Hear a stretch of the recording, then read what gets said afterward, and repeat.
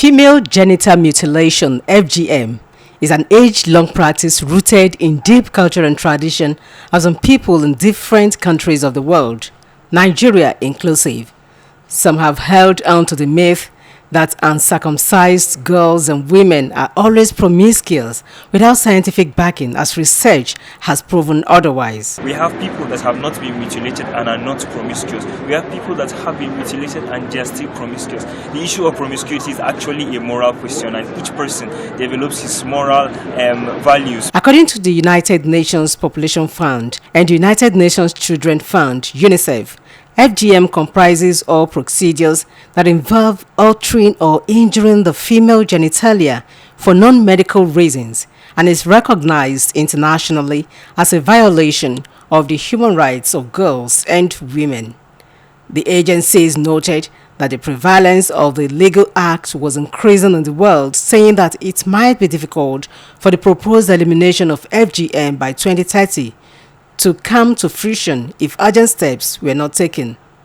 A maternal health expert, Dr. Rabiatu Sagia, and a health worker from Osun State Ministry of Health, Mrs. Toyin Adelowokan, explained that FGM constitutes an extreme form of discrimination against women and girls and violates their rights to health, security, physical integrity, rights to be free from torture, cruel, inhuman, or degrading treatment, and their right to life when procedure results in death. Female genital mutilation is actually the partial or complete removal of the female external genitalia for non-medical or for cultural reasons. It comes with its several complications. The immediate complications may include infection, pain while she's passing urine, also her likelihood of having obstructed labor.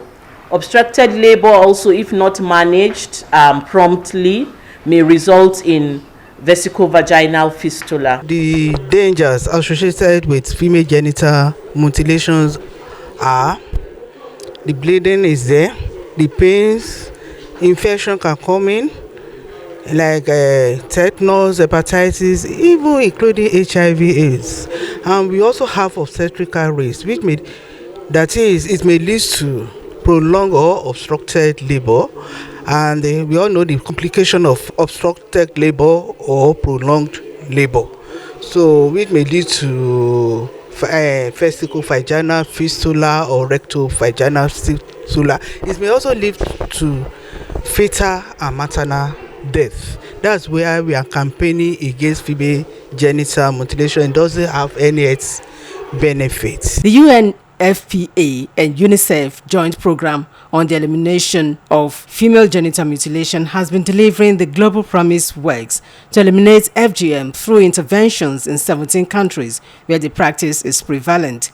In Nigeria, the agencies noted that 19.9 million girls and women have survived FGM and that 4.3 million girls are at risk of FGM. Dr. Nkiru Bokwe is a gender specialist who maintained that the age-long practice rooted in gender inequality and power imbalances is a violence that harms girls' bodies, dims their future, and endangers their lives. The practice is largely done when women are children, and therefore they have no say.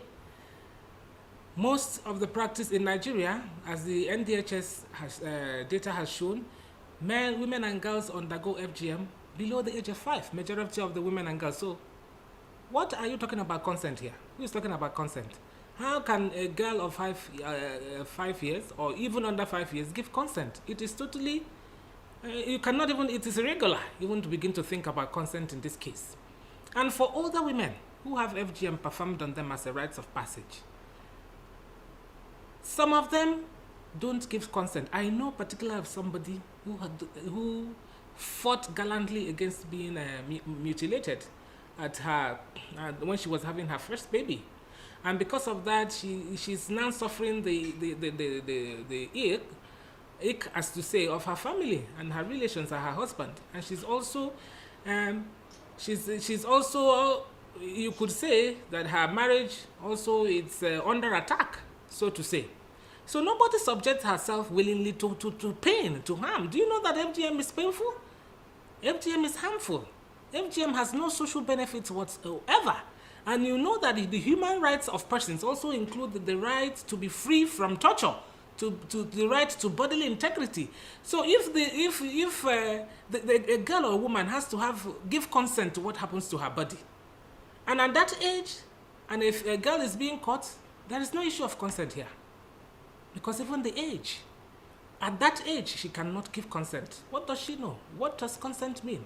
As a matter of fact. Similarly, Police Public Relations Officer, Osun State Command, SP Yemisi Opalola, warned that anyone caught in the act will face the full wrath of the law. She enjoined the public to desist from the practice of female genital mutilation and protect the girl child. Female genital prohibition has been domesticated even in Osun State.